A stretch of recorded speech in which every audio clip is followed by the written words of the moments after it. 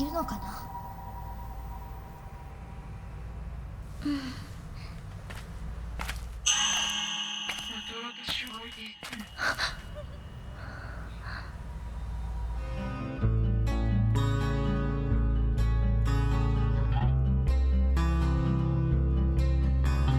Fatal Frame 2 is getting a remake. Well, a second remake. It had a remake on the Wii back in 2012. We're entering the realm of games with more than one remake. I can't believe Fatal Frame 2 beat the original Resident Evil to the punch. I'm still waiting for Capcom to announce a second Resident Evil remake. I haven't played the Wii remake of Fatal Frame 2 until now. With the 2026 remake on the horizon, what better time to check it out? In many ways, this remake can feel like an extended cut, or even a mod. Looks-wise, it's not too different than the original, both art direction and graphic fidelity, but it shifts to an over-the-shoulder perspective.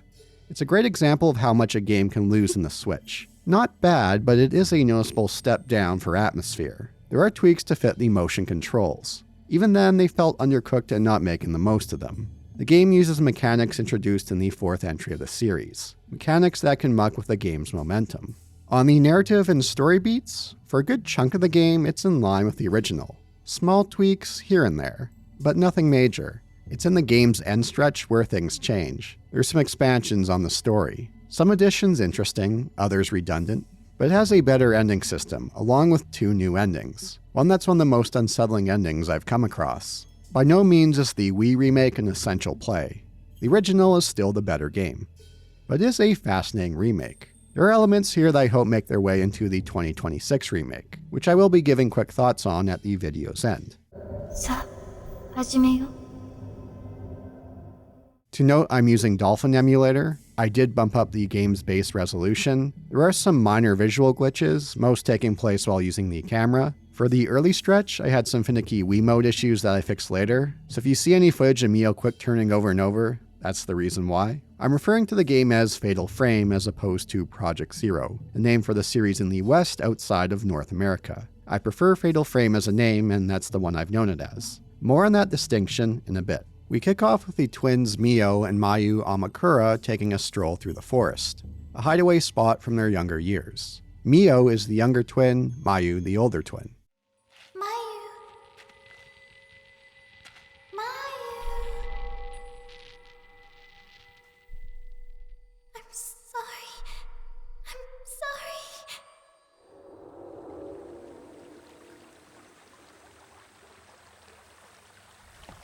We used to play here a lot, didn't we? Yeah. It'll all be gone soon.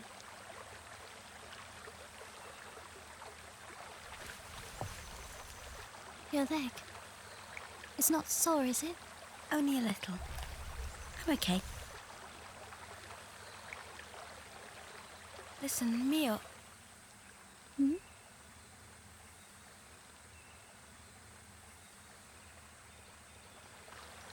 Never mind. Come on! Wait! Mio! Wait for me!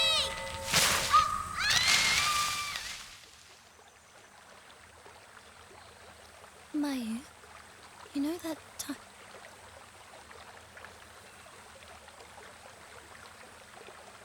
Mayu?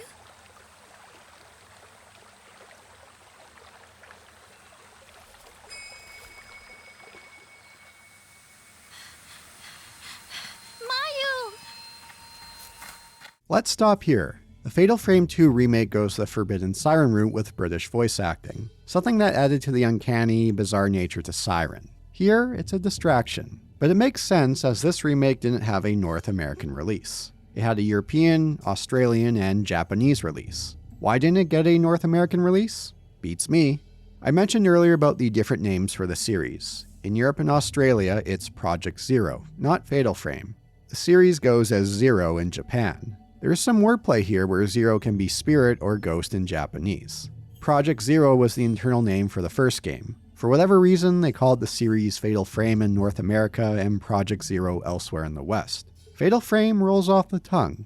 It's distinct and memorable, gives you an idea of what to expect. Project Zero? Well, that could be anything. As this remake had no North American release, there's only Project 02 Wii Edition. Not the most enticing of names. That said, in Japanese, the subtitle isn't Crimson Butterfly like the original. It's Deep Crimson Butterfly. But we do have options for voices, like Japanese with subtitles, far more fitting for a Japanese setting. That's what I'll be using moving forward. 私、聞いたことがある。昔、この辺りにお祭りの日に消えた村があって、森で迷った人はその村に誘われるって。ここ、もしかして。But we could only play this way through fan patches. For the base game, there's no option for Japanese with subtitles. Only the dub. You'll need an undub patch for Japanese. The first 3 games in the series were in the same boat. Dubs only. A big L. I used undubs when I covered those games on the channel. A bit puzzling that for a game released in 2012 they didn't include this option, especially since the game takes place in Japan. But hey, at least this remake got a Western release. Its 4th entry, Mask of the Lunar Eclipse, a 2008 release exclusive to Japan on the Wii. It didn't get an official release in the West until the 2023 remaster. Beyond the remake, 2012 also saw the spin-off title Spirit Camera: The Cursed Memoir for the 3DS, which doesn't feature Fatal Frame or Project Zero in its title. Yeah, the Fatal Frame series is a bit of a mess with releases. Its availability plays a role in it being more niche than necessary. I have more to say about this, but hold that thought for now. Back to Fatal Frame 2. Miyu and Mayu do have a different look here. They went for a more realistic direction. Not photorealistic, but more that way. Higher fidelity, more noticeable in the cutscenes. But they also had a bump in age. In the original, they were 15. Here, they're 17. A request from Nintendo. Speaking of Nintendo, you can unlock outfits after meeting certain criteria. This includes Mario and Luigi outfits. There's some hilarity here. It's like having a custom character pop up in the cutscene.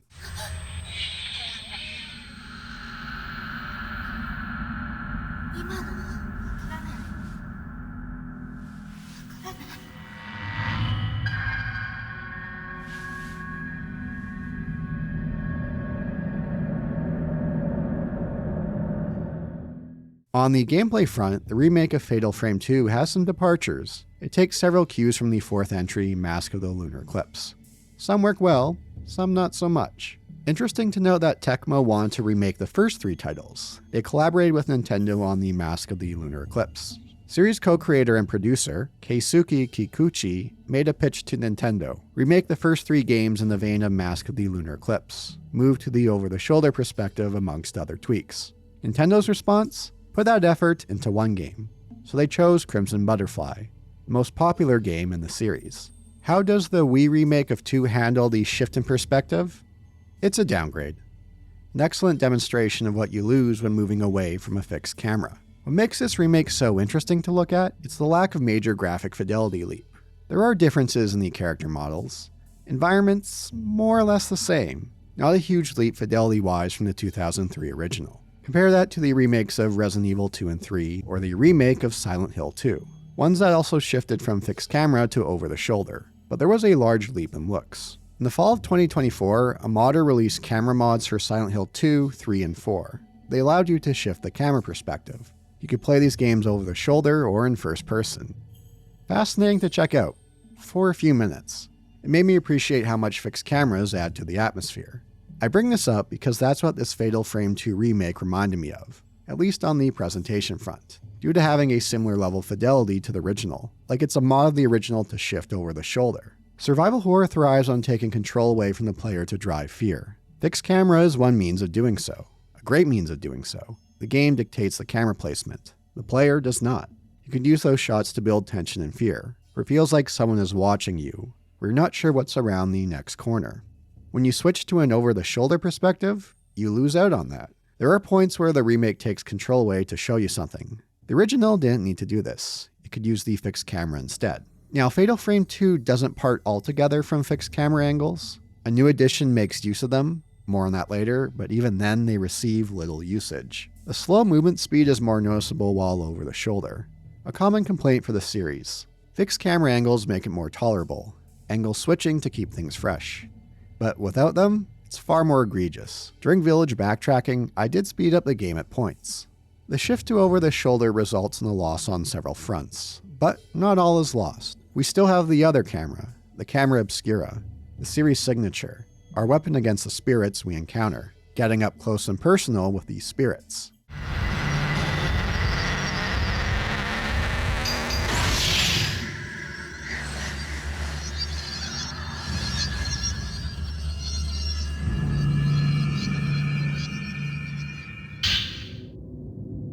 Fatal Frame 2 Remake makes some tweaks to the original's combat, taking some cues from the third and fourth entries. It's a mixed bag when it comes to the changes. One welcome addition is the changing of film on the fly, something the third entry added. No need to go to the menu to change film types. You can now do so while using the camera. Handy to switch to your low-powered infinite film to shoot non-hostile spirits. We're using motion controls here, but the game doesn't make heavy usage of it. Most evident through the lock-on option. You can lose your lock through the movement of spirits, but it's easy to get your lock back on. The original was by no means a difficult game. The remake is even more generous. When spirits try to grab you, shake the Wiimote in time to avoid all damage. It's a very generous timing window.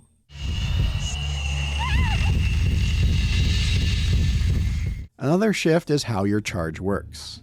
In the original version, proximity mattered. Get up close and personal for the best shot. Drove up the tension and scares.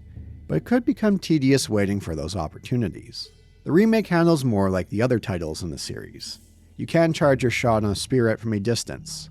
The closer you are, the faster your charge. This can cut down on the length of combat encounters, along with tedium.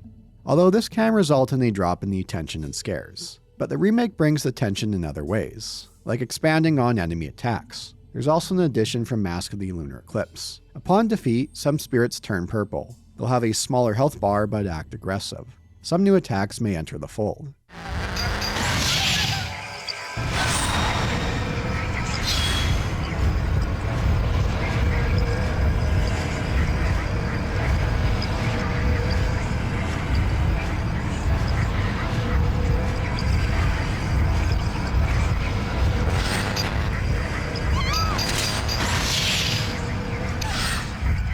The remake of 2 shifts how the upgrade system works. No need for spirit orbs in the process, only points. It's how your power-up lenses work that's a major shift. In the original, you swap between them.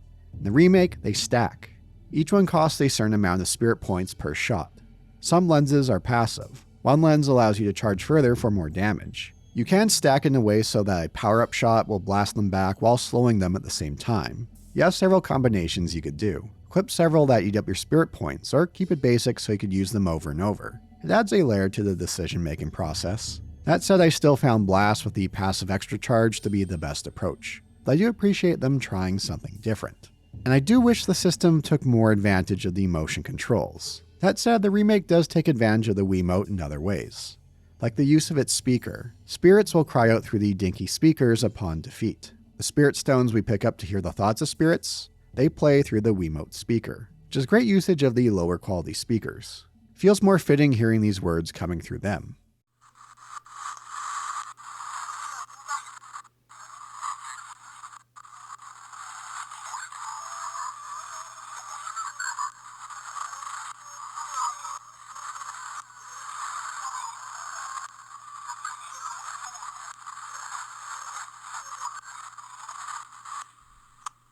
The remake can also use a second connected Wiimote for Mayu.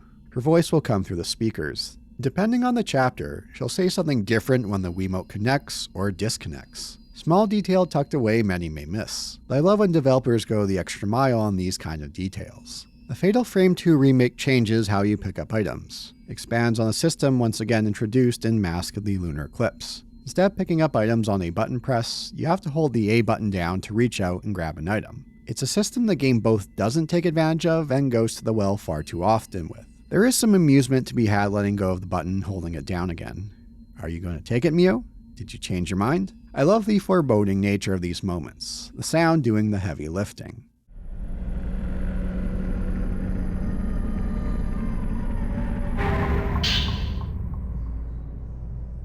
This system works well for investigating the environment. Some prompts have you peeking around a corner or under clothes. Is something going to pop out at you? I don't recall any of this happening during these moments, but they sure were tense. a great usage of the system. It's for grabbing items where frustration boil to the surface. Every once in a while, the spirit arm will reach out to grab you. If it does, you have to shake the Wiimote to shake them off.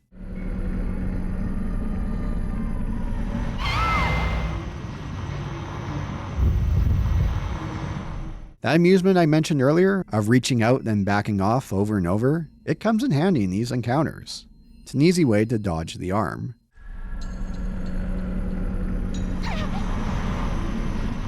There's another way to dodge as well. From what I understand, the game would give it away through the Wii. If an arm was going to appear, the disc spinning would get louder. Using an emulator, I couldn't use this tactic. Whether you dodge or the arm grabs you, you have to start back from the top. And you do this for every single item.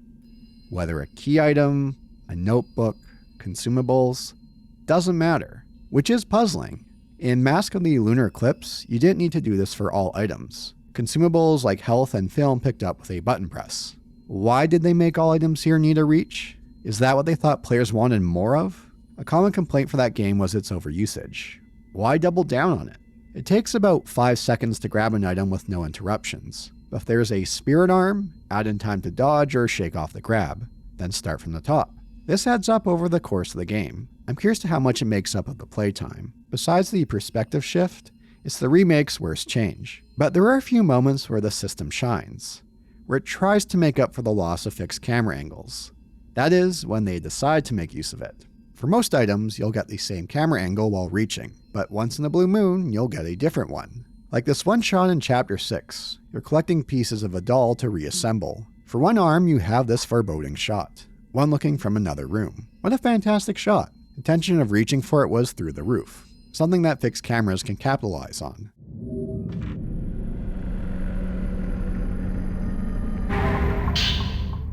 Alas, this is very much the exception and not the norm. Had the game made more mileage out of these angles, these item reaches would have been more bearable. There's a few other small tweaks to make the remake more bearable.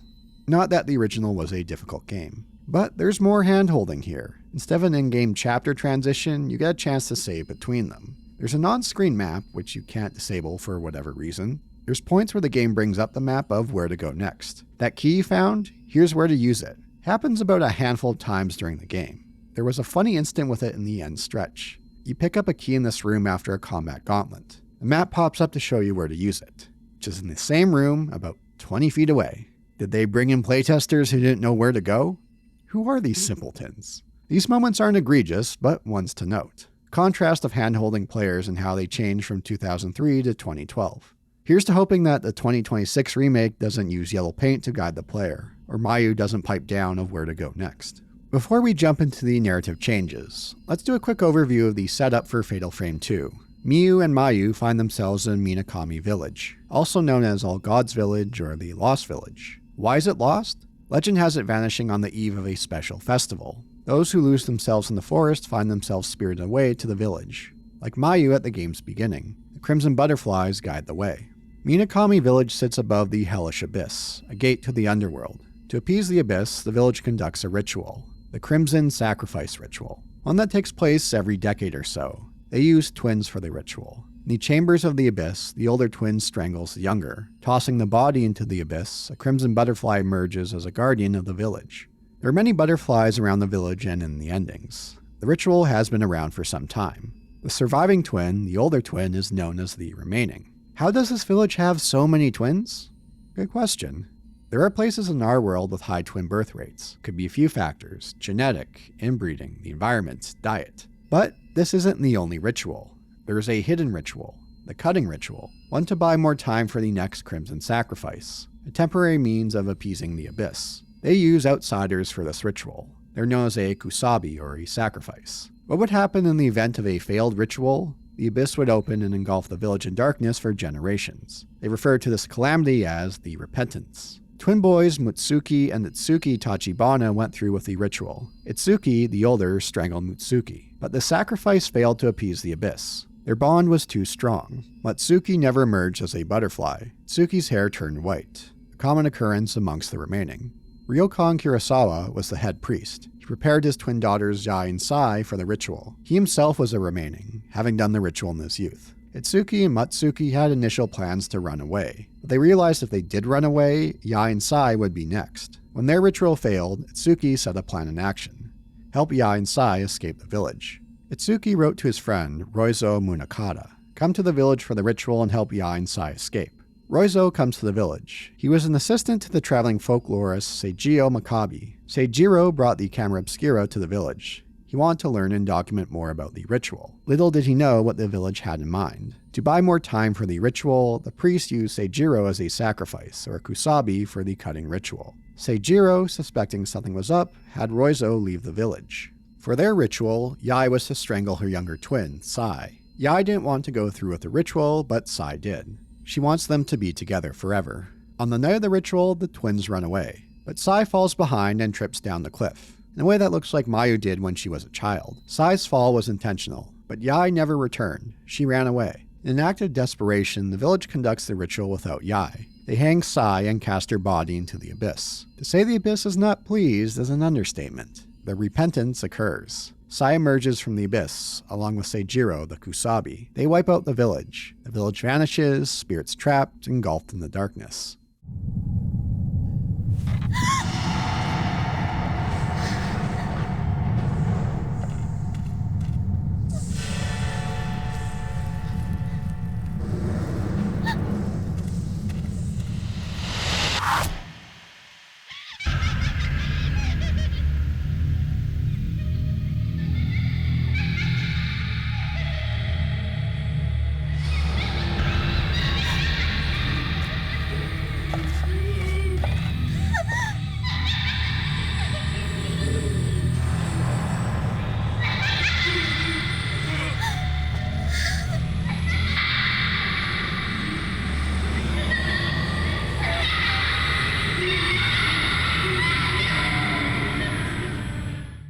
Roizo returns on the day of the ritual to help Yae and Sai, but the village is no longer there. There's only Yae.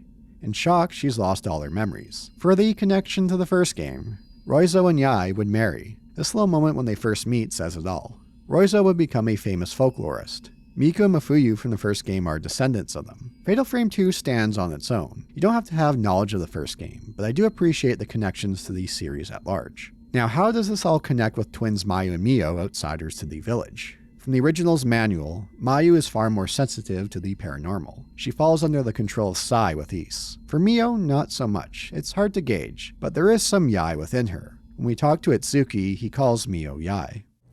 Yae? どうしてまだここにいるんだ？あなたはもうすぐ祭りが始まってしまう。そうなったら Sai wants to use Mayu and Mio to go through with the Crimson Sacrifice ritual. Right their wrongs, set the village free. There's much at play here in Fatal Frame 2, yet the plot has a laser focus that makes it so rewarding to revisit. I pick up something new every time. More so here with how the remake expands on the story. Throughout the game, we'll see different ways the ritual impacts twins. My favorite stretch of the game is Chapter 6. Here we learn about the Kiryu twins, Akane and Azami. They conduct the ritual, with Akane the remaining. Akane struggles in dealing with the loss of her twin sister. She becomes so distraught her father builds her a doll, one in the image of Azami. Akane becomes attached to the doll, so attached that spirit possesses the doll. In a dream, Azami tells her father to destroy the doll, cast it into the abyss. But the doll tells Akane about his plans. Akane dissembles the doll as the spirits overtake her. She strangles her father under the spirit's control. This fight against the spirit and the doll is one of the more notable ones in the game. The series even. There's a few tricks to learn to distinguish which one's the real spirit and which one's the doll, from their movements to their sounds. Subtle, but they're there.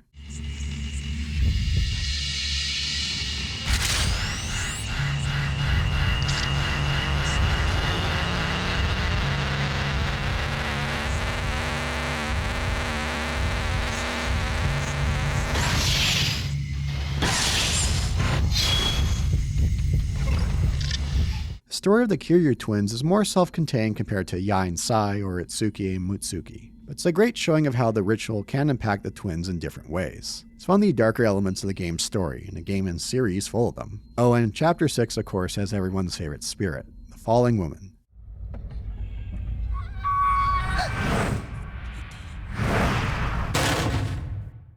One element that makes Fatal Frame 2's narrative so rewarding to revisit is Mayu and Sai. Mayu falls under the influence of Sai with Ys. And yet, where does Mayu end and Sai begin? That line can blur at many points. It's clear as day Mayu wants to be with Mio, to the point of obsession. That fall that hurt her leg when they were younger, was that an accident, or was that intentional? Was that like what Sai did? Did she fall so Mio would take care of her? There's a great moment at the end of Chapter 4 where the twins separate. Mayu finds herself locked in a room. Mio goes to look for a key, but Mayu is distraught about Mio leaving. Sai comes out more in the end, but even then, how much of this is her versus Mayu? This is something the remake dives more into.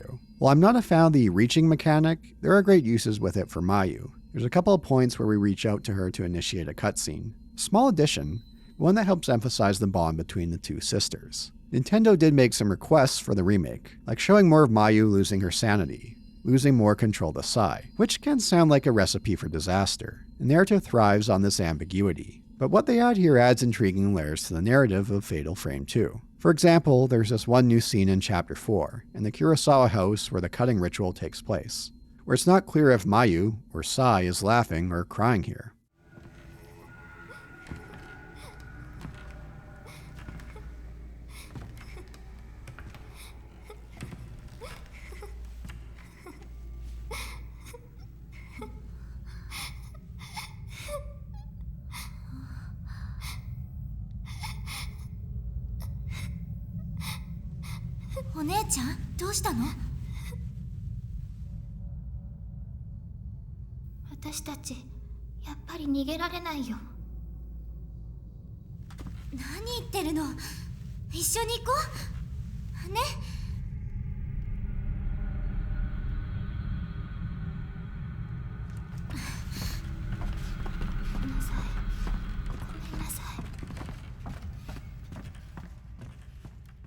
So how much does the remake change? Well, for good stretches, not much. It's more on the narrative at the end of the game. But before that, let's note some of the various changes. In the original, your first fight is on the second floor of the Osaka house. You picked up the camera on the first floor and used it to remove the spirit on the door. In the remake, you have the first fight in the room where you collect the camera. There's less build-up than the original. Why the change? To catch returning players off guard? That's my guess. But it's not like the game does much of this elsewhere. I prefer the original's approach to building more tension. The stretches where we play as Mayu do have some notable differences. In the original, the screen faded to white as you approach Sai. In the remake, Sai reaches out to strangle Mayu before fading to white.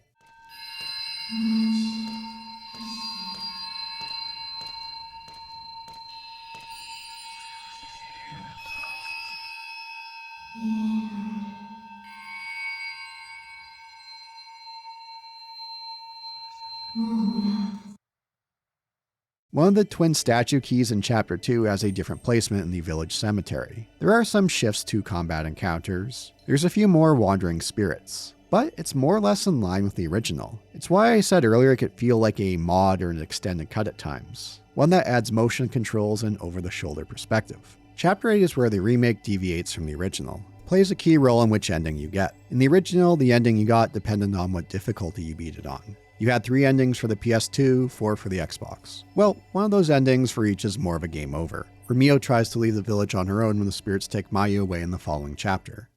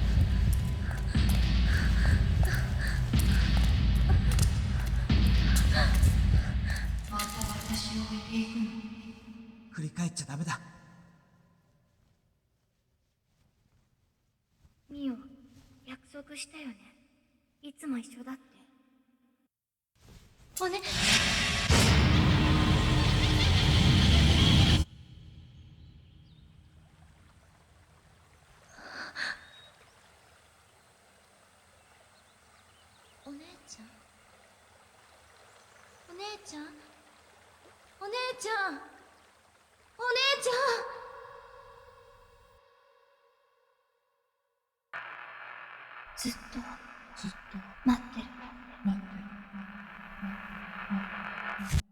They did toy around with a variation to this ending. Instead of Mio running away alone, Mayu would join her. As they run from the angry spirits in pursuit, Mayu falls behind. Mio would look back to see Mayu, switching back and forth between her and Sai. Mayu tells her to go on without her. Mio would run until she loses sight of Mayu. In the darkness, Mio would slip off the path, falling from the cliff. Mio would awaken the next morning. As she stands, there's a sharp pain in her right leg. She now bears the same wound as Mayu. The remake includes the extra Xbox ending plus 2 new endings, bringing the count up to 6. Game director Makoto Shibata gave more time for Mio and Mayu to explore the village together, something he felt the original lacked. Chapter 8 makes the time for it. There are 4 additional scenes between the twins, once triggered at certain points in the village. Viewing all these scenes will set us down the path of 3 possible endings. If not, there's 2 different possible endings. One of the scenes shows Mayu, or Sai's reaction to the fate of Itsuki.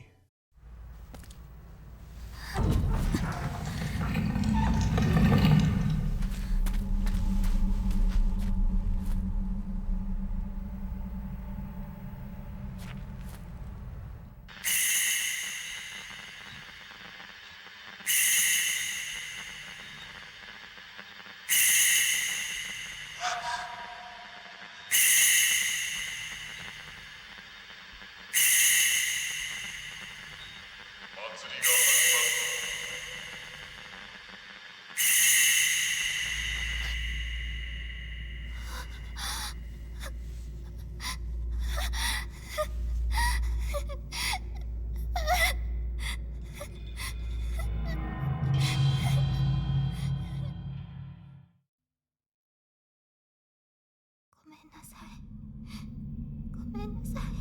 お姉ちゃん。やい、ごめんなさい。君たちを逃がすことができれば、ごめんなさい。ムツキは許してくれるのかな。One extra scene is in the Kiryu house projector room. The twins reflect on the festival they've been to in the past, a moment where Mayu began to realize that she and Mio wouldn't be together forever. このお祭り、呉羽神社の影祭り、よく行ったよね。あのお祭りの人混みの中でミオと離れてしまった。ミオが遠くへ行ってしまう。追いかけても追いかけても、あの時から私は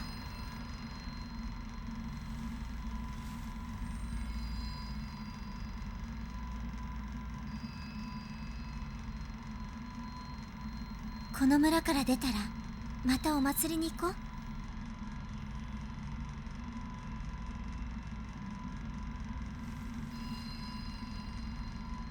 Another scene takes place on the bridge leading to the Tachibana house, where the lines further blur between the set of twins.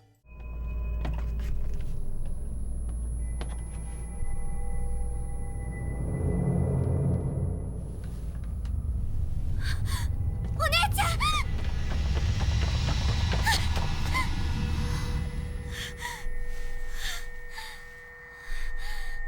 私だけが落ちて、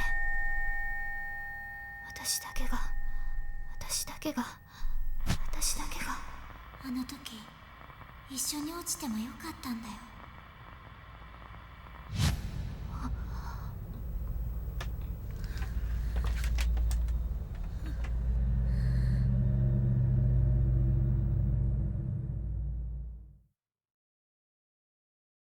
何があってもずっと一緒だから。うん、ずっと約束だよね。Even more so with Mayu and Sai at the scene at the bridge to the Kurosawa house. These scenes didn't feel forced to drive home Mayu's slipping sanity, although the last one at the bridge did feel a bit redundant. よくここで遊んだよね。お姉ちゃん？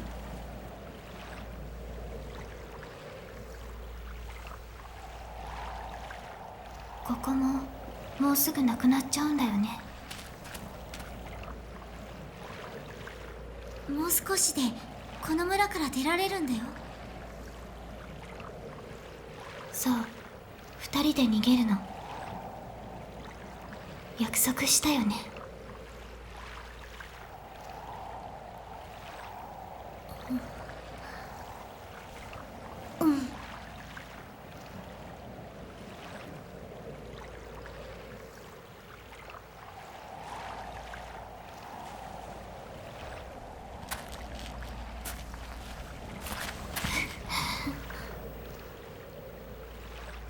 もう少しここにいよう。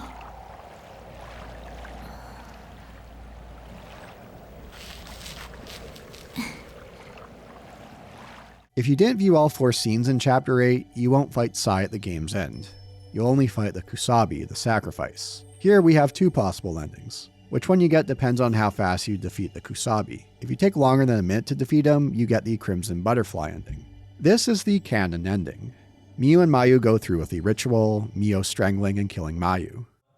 やっぱり別々に生きて死んでいく。分かってたのに。分かってたのに。お姉ちゃん、ずっと一緒だから。いつまでも一緒にはいられない。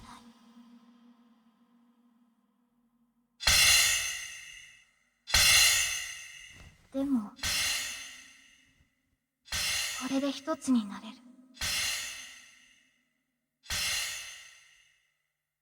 だからいいよ。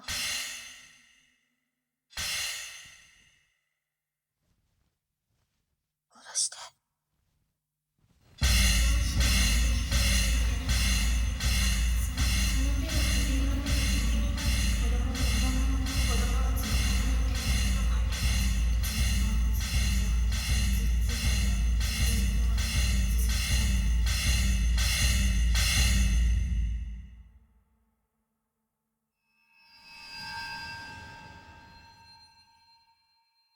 The repentance and the curse of the village lifts. Crimson butterflies fly off into the night. Mayu is one of them, returning to Mio for a brief moment before flying off. This moment gets me every time. One of the more powerful moments I've come across in the game. If you don't feel something from it, check if you have a pulse, for I'm sure you have no heart. Especially with its closing song. Singer Tsukiko Amano returns to write a new ending theme. She composed a song for each entry save the first game. For the original Crimson Butterfly, the song was Cho, or Butterfly, a heartbreaking, bittersweet song adding to the ending's emotional gut punch. For the remake, the song is Kiranai, which translates to Crimson. It's a bit more upbeat than Cho, but only a bit. It's still a bittersweet song to cap off the game. The chorus is super catchy. I was humming it for days afterwards. Director Shibata asked her to write a sister song to Cho. Is it a better song? Not quite, but it's a fantastic song that lives up to the original. I would play it here, but that would result in a copyright strike. I'll link to it in the description and pinned comment. If you defeat the Kusabi in less than a minute, you get the Promise ending. This was exclusive to the Xbox for the original, one where you need to beat Nightmare mode. This is the happy ending. Yai and Sai reunite and go through with the ritual, freeing the village from its curse. In this ending, Mayu lives.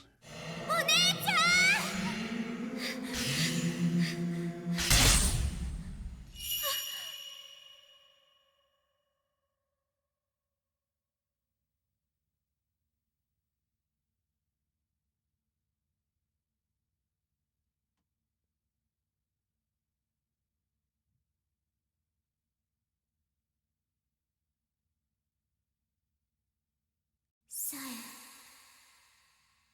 やっぱり来てくれた。本当にごめんね。あんなに一緒だって約束したのに。あの時分かってる。分かってるよ。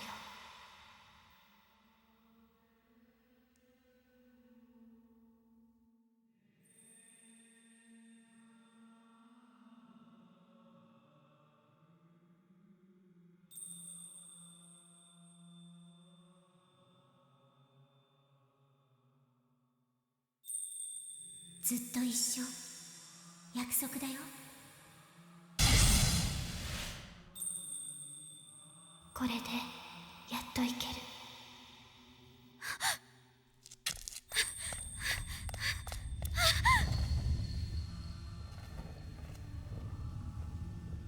もうこの手は離さないから。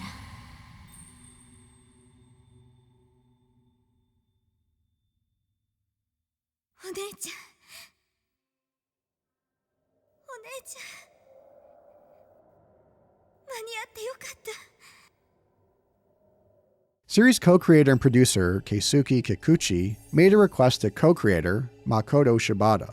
As a director, come up with an even happier ending than the Promise ending. Shibata couldn't, so they decide to come up with an ending that was pure misery. And boy, did they deliver on that front. But before diving into that misery, let's look at the other possible endings. If we view the optional Chapter 8 scenes, we have 3 possible endings. One is the Shadow Festival ending. This is a new ending. You have to take longer than 5 minutes to beat the Kusabi, at which point we won't get a chance to fight Sai. I have to note this 5-minute requirement. You have to be god-awful at the game to take that long. As a result of taking too long, it's too late to stop the next repentance. But Mio won't abandon Mayu. They remain together as the darkness emerges from the abyss. It's a sad, tragic ending, but in a different way than the canon one.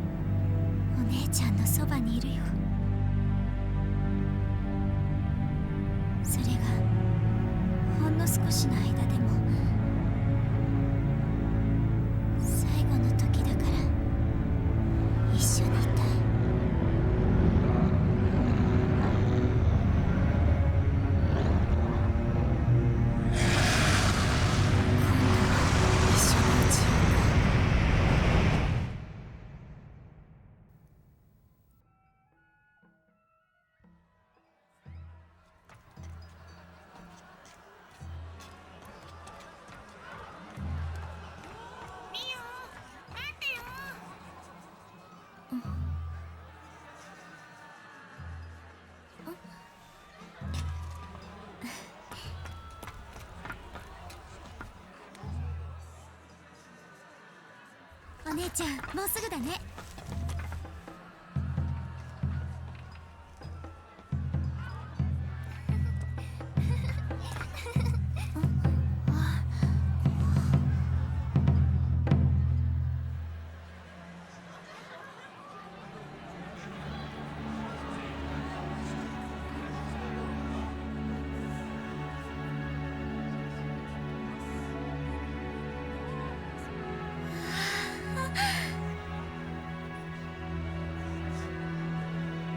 綺麗だね。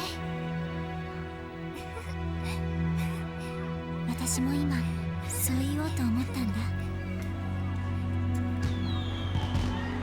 こんな日がずっと続くといいのにな。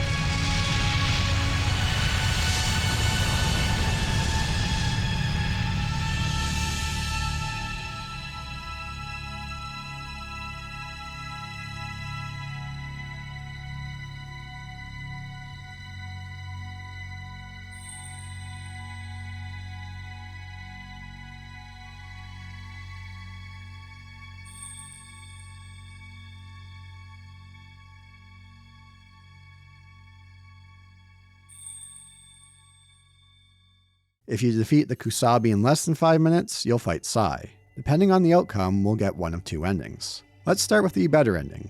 Hellish Abyss, one from the original game. You need to finish Sai off with a fatal frame shot, where Mio frees Mayu of Sai and saves her, but pays a heavy price.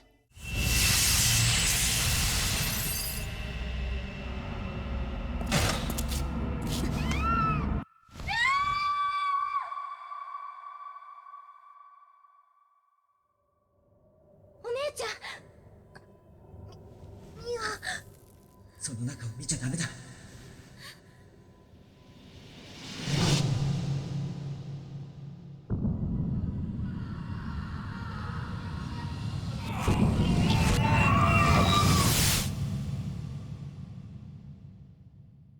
あれからどうやって村を出たのか覚えていません。私たちはあの森に倒れていたのだそうです。そしてあの村はもう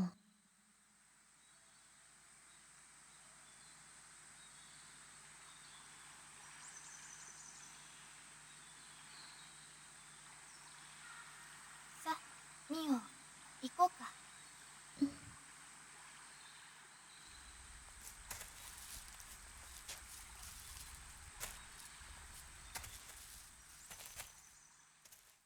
ずっと一緒だから。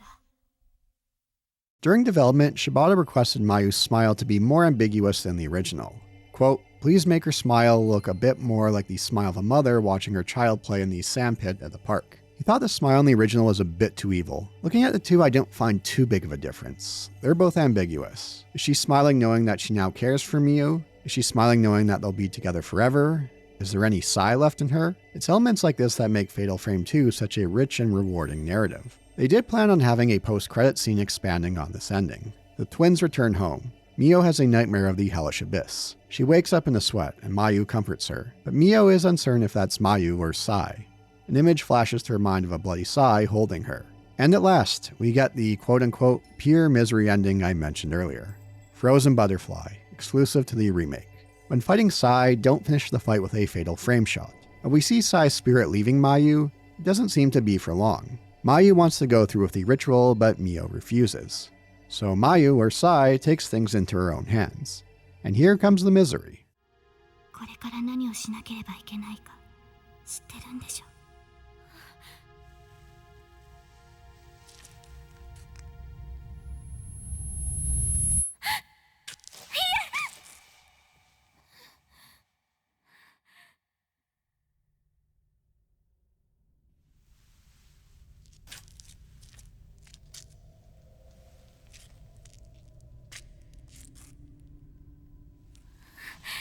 ミオ。できないミオ。できないよ。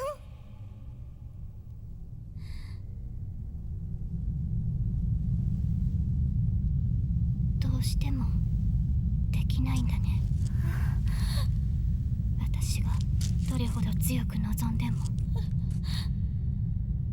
そんなミオだから好きなのに。私たちは一つじゃない。一つになれない。だったらずっと苦しいままでいい。ずっと地獄でいい。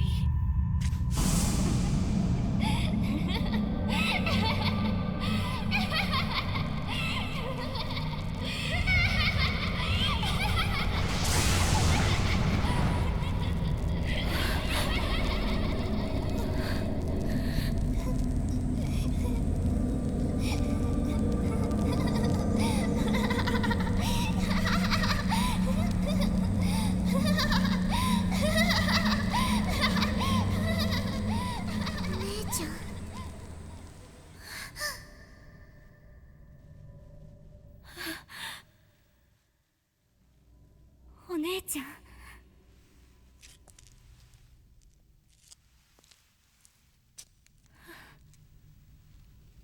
ずっと一緒。ずっと二人でここにいよう。二人だけで。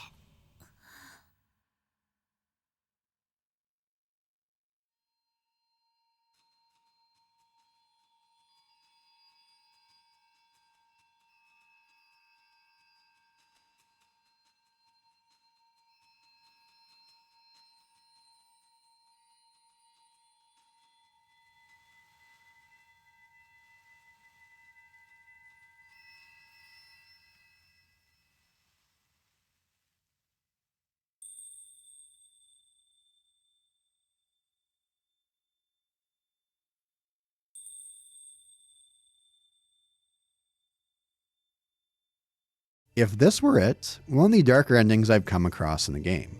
But there's more waiting for us after the credits, one that takes it to a whole new level.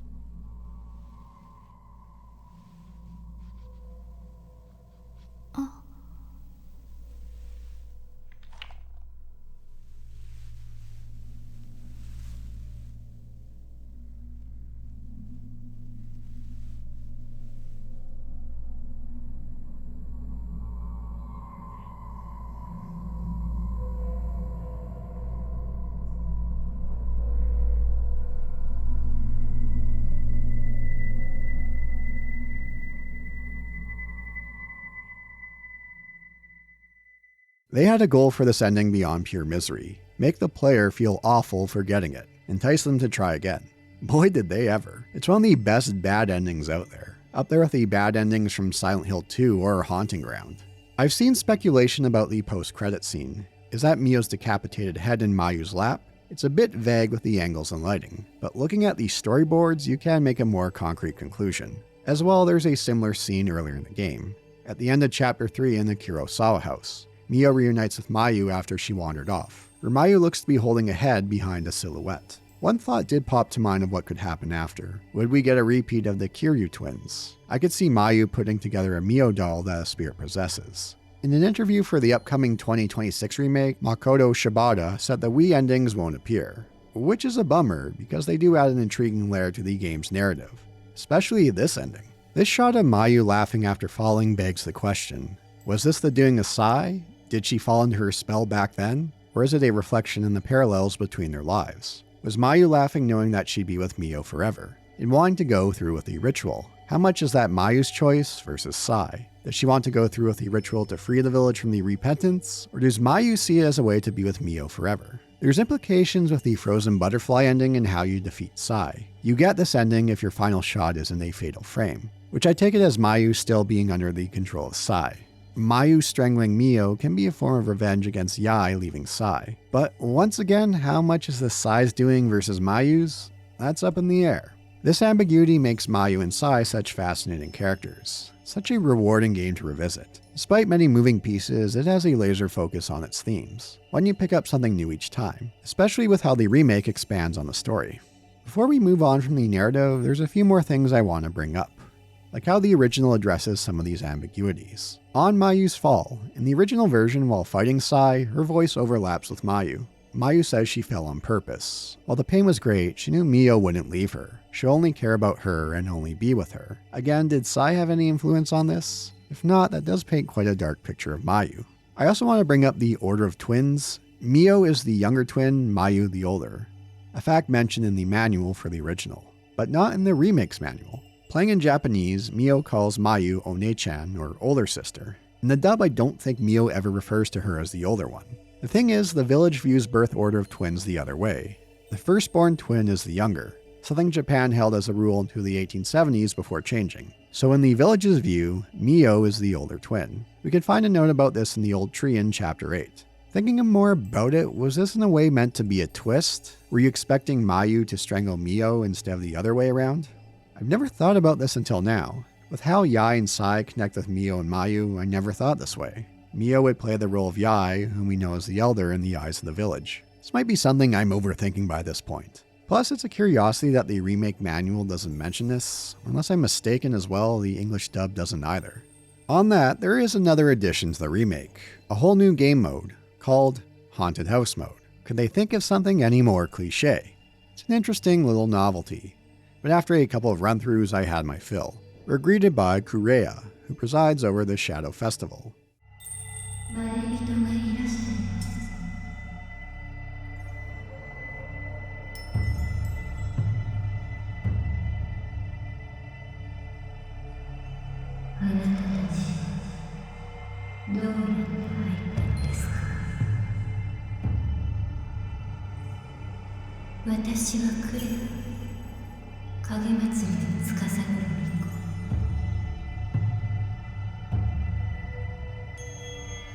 あなたたちへ迷いが案内します。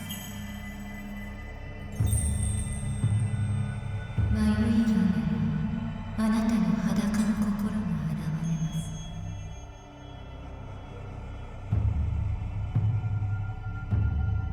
私に見せてください。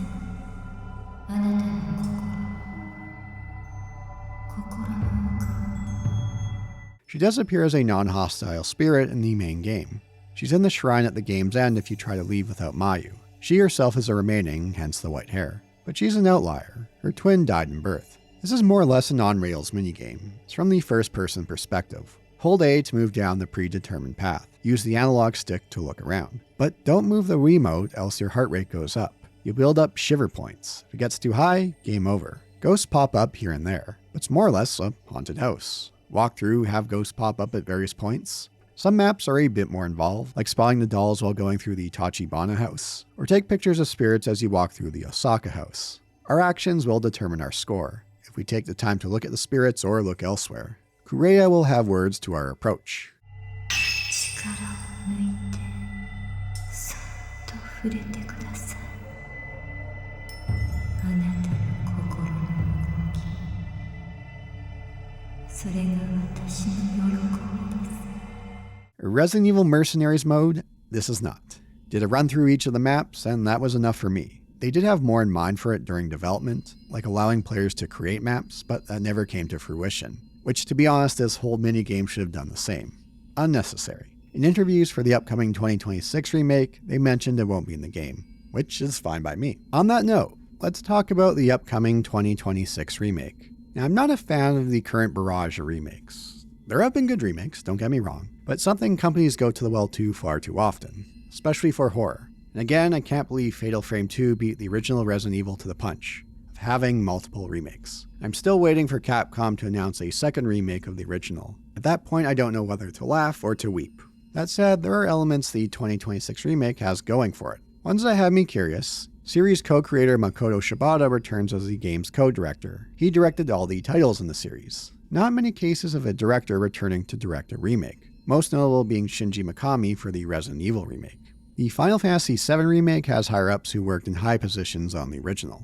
Shibata's involvement does give me more confidence in the game, to have a series mainstay from day one back in the director's chair. That said, there will be new blood joining the project. As mentioned, Shibata is a co-director. Hidehiko Nakajima joined Shibata as co-director. Part of Team Ninja, he's worked in high-level roles for Fatal Frame 5 and the Neo series. Unlike past titles, the 2026 remake is a Team Ninja production. It looks like series co-creator and longtime producer Keisuke Kikuchi won't be returning. His last credit was working on Elden Ring's Shadow of the Erdtree. I'm curious how the Team Ninja approach will influence combat. They're going to pull more elements from that world. They've made mention of the addition of camera options like focus, zooming, filters, routing a charm system that offers different effects for equipping. If they're looking to bump the difficulty up, I'm all for it. I hope they find the right balance. Don't go overboard and turn things into action horror territory. But they've mentioned they're aware of this during interviews. They haven't shown much of the game so far, so it's a bit tough to get a judge. That said, I do find the camera's viewfinder to look a bit stock.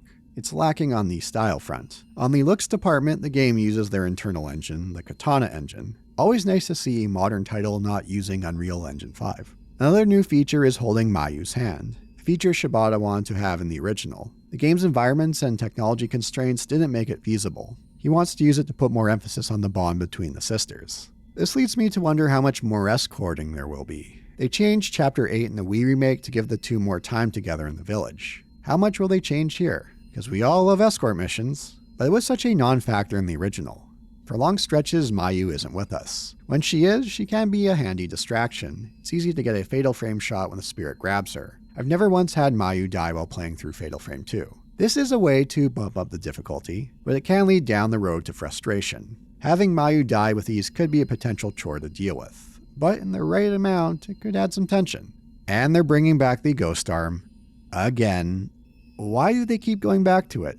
It's like they plug their ears to the criticism the system's received over the years. As brought up earlier, they won't be including the Wii remake endings, which is a bummer, especially for the Frozen Butterfly ending. As far as I know, they haven't said anything about new endings. I do hope they have something on that front, or expand more on the current endings. I do hope they pull some of the narrative additions from the Wii remake. I'm expecting many more differences this time around, both narrative and how the game unfolds. Question is, will they stick the landing? Will they keep the heart intact? I'm hoping they will. Again, with having Shibata around, that does help. Will they get Suki Amano to record another ending song? Another sister song? As of writing, no mention yet. Before wrapping up, I do want to talk about how the series treats its backlog. I mentioned earlier the inconsistency, like the name differences in Western regions, but they're finally now consistent moving forward. No more Project Zero in Europe and Australia. The remake is now going by Fatal Frame. Again, why did they have this difference in the first place? Never understood why. The 4th and 5th entries received remasters in recent years, all for modern systems and PC. Fantastic. As I mentioned earlier, Mask of the Lunar Eclipse was a Japanese Wii exclusive. While Maiden of Blackwater had a worldwide release, it was stuck on the Wii U for a time. But the first 3 entries, still stuck on PS2 or Xbox, fixed camera titles. Coincidence? I don't know. But this is something that's come up in my recent videos. GOG had to fight hard with Capcom to get the OG Resident Evil trilogy up on their store. You still can't get them on Steam. Some higher-ups thought, we have the remakes, the superior remakes. Why would they want the original?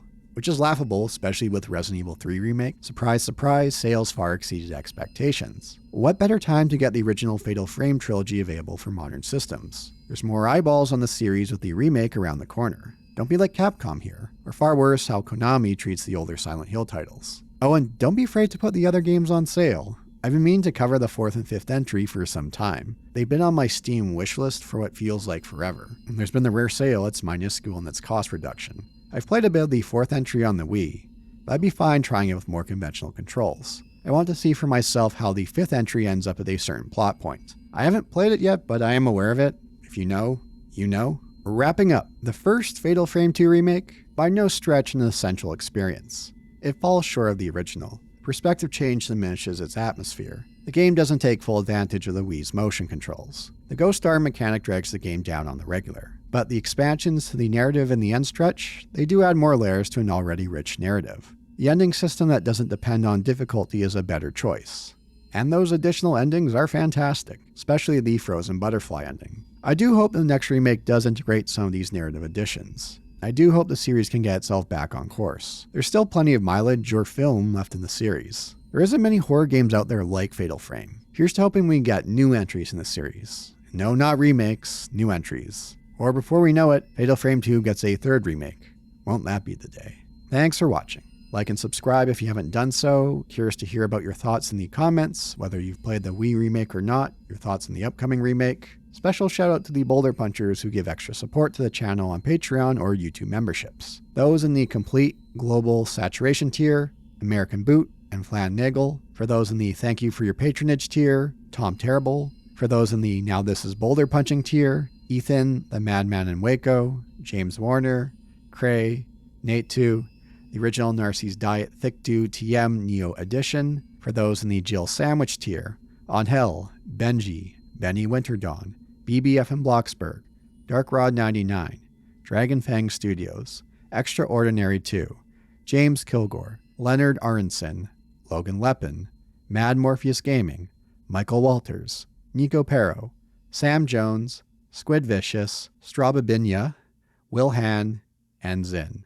And now for the post-video Q&A, those in the Jill Sandwich tier and above can ask questions from Flan Nagel. Which ghost scared you the most in Fatal Frame 2, and are there any you're hoping to see make an appearance in the remake? The one that pops to mind is the one that pops out of the box in the first house, the Asaka house. Nothing fancy about it, but the way she makes her way out of that box, the long hair covering her face, and the music for the encounter, phenomenal. Not a hard fight, but it's the ghost that unsettles me the most.